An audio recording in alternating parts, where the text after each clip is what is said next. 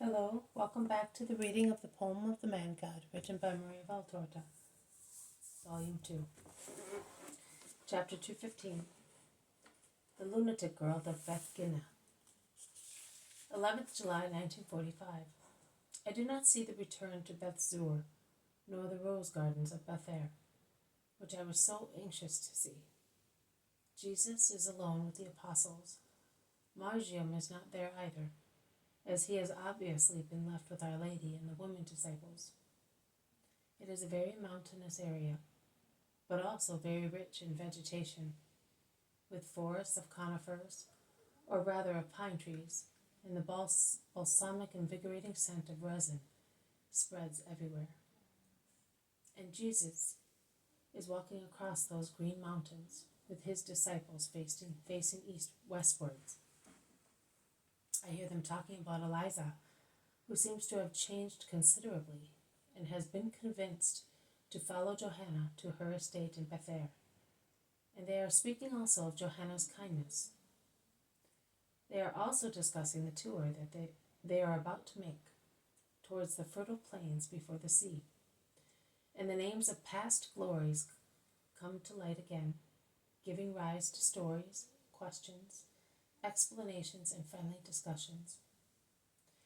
When we reach the top of this mountain, I will show you all the areas in which you are interested. They may suggest you thoughts for your sermons to the crowds. But how can we do that, my lord? I am not capable, moans Andrew, and Peter and James join him. We are the most unlucky ones. Oh, in that case I am no better. If it was gold or silver, I would talk about it, but about these things, says Thomas. And what about me? What was I? Asks Matthew. But you are not afraid of the public. You are capable of debating, replies Andrew. Yes, but on different matters, retorts Matthew. Of course, but, well, you already know what I would like to say, so just imagine that I have already told you. The fact is that you are worth more than we are, says Peter. Listen, my dear, there is no need to be sublime. Simply say what you think. With your firm belief. Believe me, when one is convinced, one can always persuade others, says Jesus. But Judas of Kerioth implores, give us some hints. An idea put forth properly may be useful in many ways. I think these places have been left without one word about you, because no one seems to know you. The reason is that there is still a strong wind blowing from the Moriah. It makes sterile, replies Peter. It is because it has not been sown. But we will sow, retorts the Iscariot, who is sure of himself and happy after his first success. They reach the top of the mountain. A wide panorama stretches out from there, and it is beautiful to look at, standing in the shade of the thick trees which crown the top, so varied and sunny. Overlapping chains stretching in every direction like petrified billows of an ocean lashed by opposite gales, and then, as if in a calm gulf, everything subsides into an endless brightness, showing a vast plain in which a little mountain rises, as solitary as a lighthouse at the entrance of a harbor. Look, that village spread along the crest, as if it wanted to enjoy all the sunshine, and where we will be stopping is like the center of a crown of historical places. Come here. There is, to the north, Jarmuth. Do you remember Joshua? The defeat of the kings who wanted to attack the camp of Israel, which was strengthened by the alliance with the Gibeonites. And near it there is Beth Shemesh, the sacerdotal town in Judah, where the ark was returned by the Philistines, with the gold votive offerings prescribed by the diviners and priests to the people to be freed from the calamities that had struck the guilty Philistines. And over there is Zorah, lying completely in the sun, Samson's fatherland, and a little to the east, Timnath, where he got married. where he performed many brave deeds and did so many foolish things. And there are Azekah and Shakah, formerly Philistine camps. Farther down is Zanoah, one of the towns in Judah. Now turn around. Now turn round. Here is the valley of Terebinth, where David fought Goliath. And over there is Makkedah, where Joshua defeated the Amorites. Turn round again. Can you see that solitary mountain in the middle of the plain, which once belonged to the Philistines? Gath is there, Goliath's fatherland, and the place where David took refuge with Achish to escape from the mad rage of Saul, and where the wise king pretended he was mad, because the world defends fools from wise people. Where the horizon opens out, there are the plains of the very fertile land of the Philistines. We will go through there, as far as Ramleh. And now, let us enter Bethginna. You, precisely you, Philip, who are looking at me so imploringly, will go round the village with Andrew. While you are walking about, we shall stop near the fountain or in the village square. Oh, Lord, don't send us alone. Please come with us, they beg. Go, I said. Obedience will be of more help to you than my mute presence. And so Philip and Andrew go, at random, through the village, until they find a small hotel, an inn, rather than a hotel, and inside there are some brokers bargaining for lambs with some shepherds. They go in and stop disconcertedly in the middle of the yard, which is surrounded by very rustic porches. The hotel keeper brushes towards them. What do you want? Lodgings? They consult, looking at each other, and they appear to be utterly dismayed. Probably they cannot remember even one word of what they had decided to say. Andrew is the first to regain control of himself, and he replies, Yes, lodgings for us and for the rabbi of Israel. Which rabbi? There are many of them, but they are all wealthy gentlemen. They do not come to the villages of poor people to bring their wisdom to the poor. The poor have to go to them, and we are lucky if they allow us to go near them. There is only one rabbi of Israel, and he has come to bring the gospel to the poor. And the poorer and more sinful they are, the more he looks for them and approaches them, replies Andrew kindly. In that case, he will not make much money. He does not seek wealth. He is poor and good. When he can save a soul, it is a full day for him, replies once again Andrew. Oh, it is the first time that I hear that a rabbi is good and poor. The Baptist is poor, but severe. All the others are severe and rich, as greedy as leeches. You over there, have you heard? Come here, you who travel around the world. These men say that there is a poor but good master who comes looking for poor people and sinners. Ah, it must be the one who wears a white robe like an Essene. I saw him some time ago at Jericho, says one of the brokers. No, that one is by himself. It must be the one of whom Thomas told us, because he happened to speak about him with some shepherds on the Lebanon, replies a tall, brawny shepherd. Indeed, and he would come as far as here if he was on the Lebanon. For the sake of your eyes of a cat, exclaims another one. While the innkeeper is speaking and listening to his customers, the two apostles have remained standing in the middle of the yard like two poles. At last, one of the men says to them, You, come here. Who is he? Where does that man you spoke of come from? He is Jesus of Joseph, from Nazareth, says Philip gravely.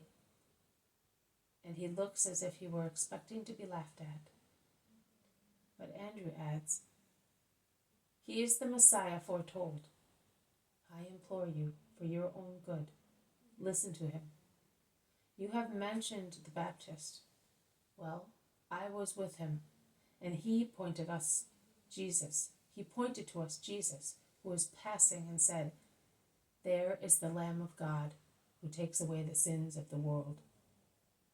When Jesus descended into the Jordan to be baptized, the heavens opened, and a voice cried out, 'This is my beloved Son. My favor rests on him.'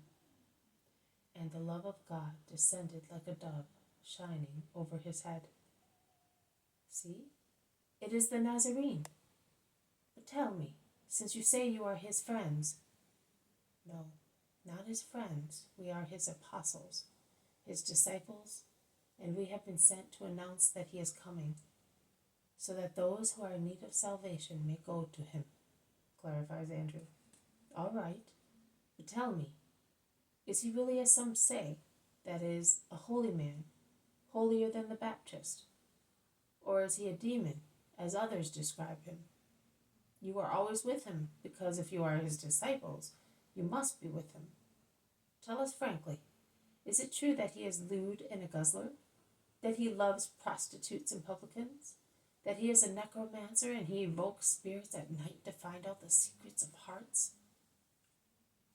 Why do you ask these men such questions? Ask them instead whether it is true that he is good. They will take it amiss, and they will go and tell the master our evil reasoning, and we will be cursed. One never knows whether he is God or a demon. It is better to treat him well." It is Philip who speaks now. "We can reply to you quite frankly, because there is nothing wicked to be concealed. He, our master, is the saint of all saints. He spends his days teaching. He goes tirelessly from place to place, seeking the hearts of men. He spends the night praying for us. He does not disdain the pleasures of the table and friendship, but not for his own advantage, but only to approach those who otherwise would be unapproachable. He does not repel publicans and prostitutes, but only because he wants to redeem them. His way is traced out with miracles of redemption and miracles over diseases. Winds and seas obey him, but he does not need anybody to work his prodigies. Neither does he have to evoke spirits to know hearts." "How can he? You said that winds and seas obey him, but they are not endowed with reason.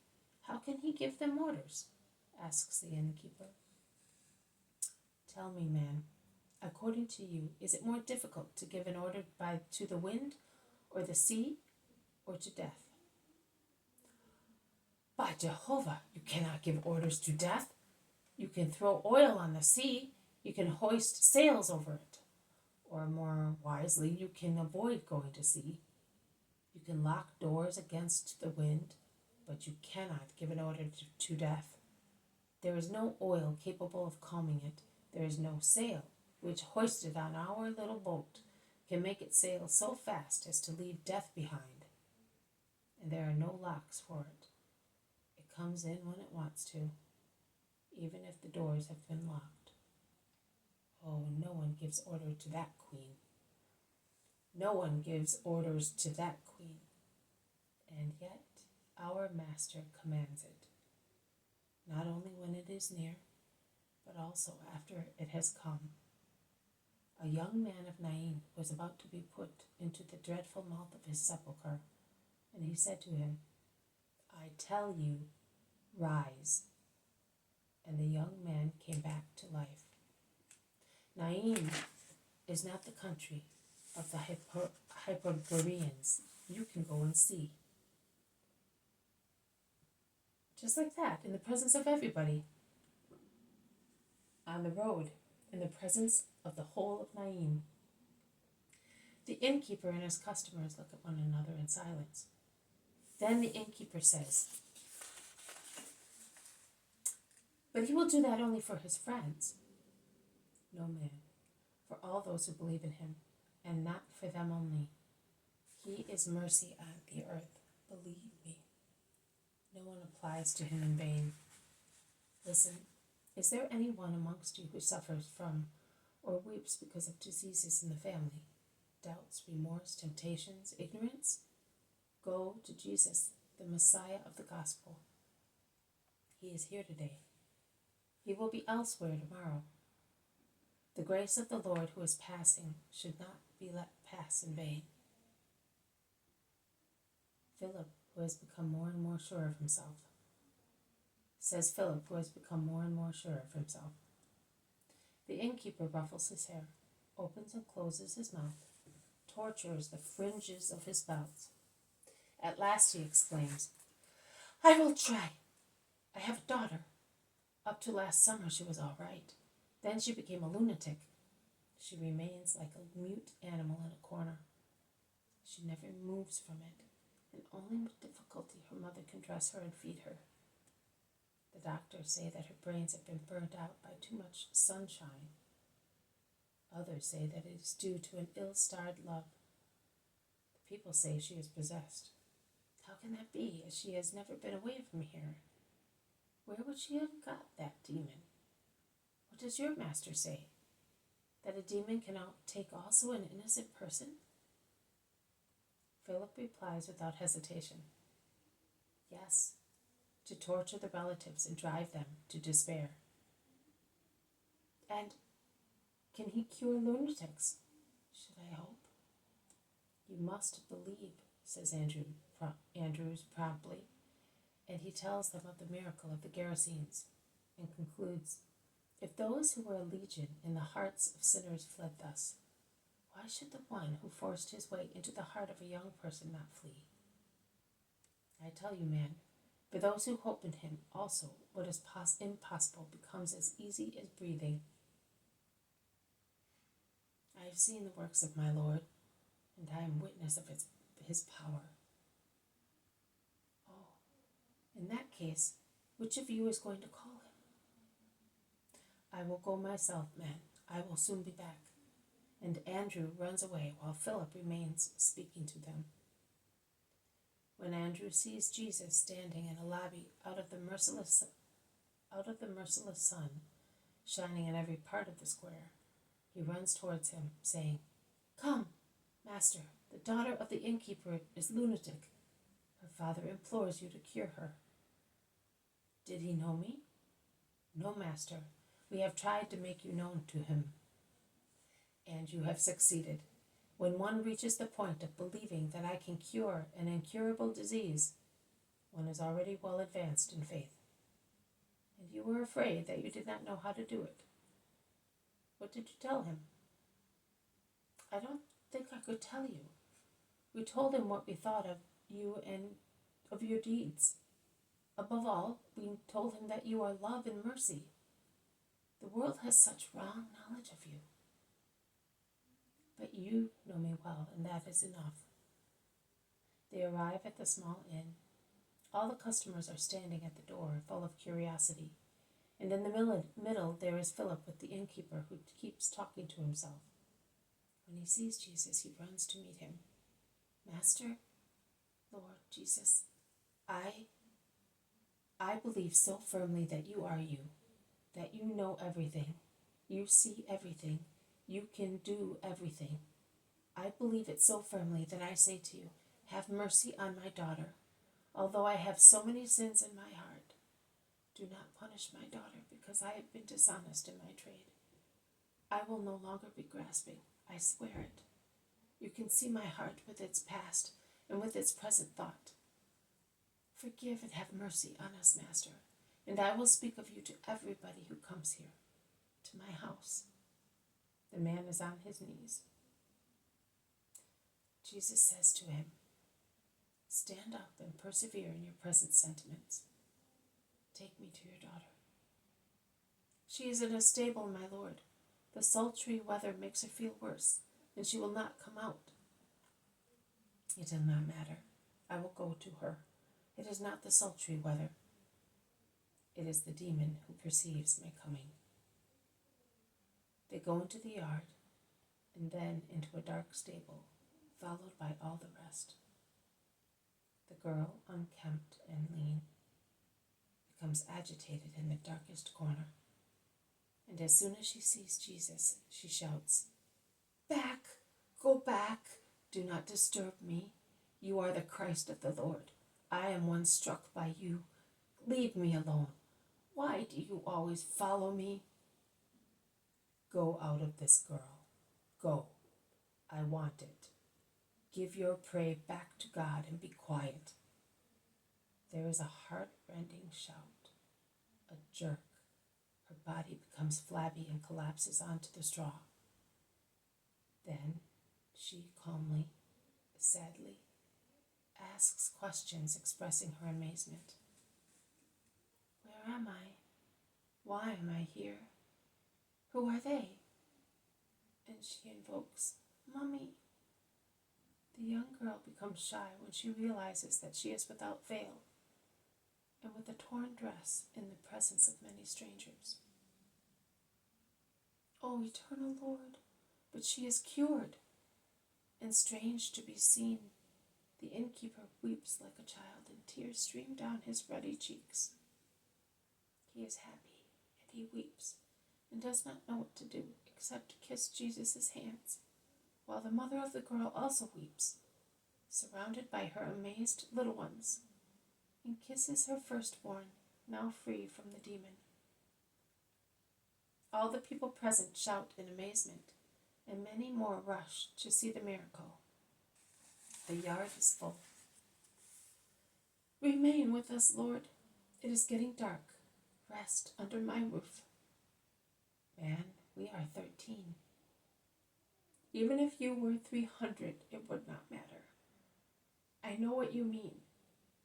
But the greedy, dishonest Samuel is dead, Lord. Also my demon has fled. Now there is a new Samuel, and he will still be the innkeeper, but a holy one. Come with me, that I may pay you homage as a king, a god, such as you are. Oh, blessed be the Son that brought you here today.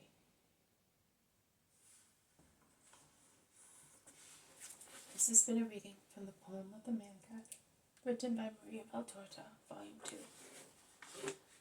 Chapter 215, The Lunatic Girl of Bethginna. Thank you for listening. I will see you tomorrow. May God bless you, and may peace be with you.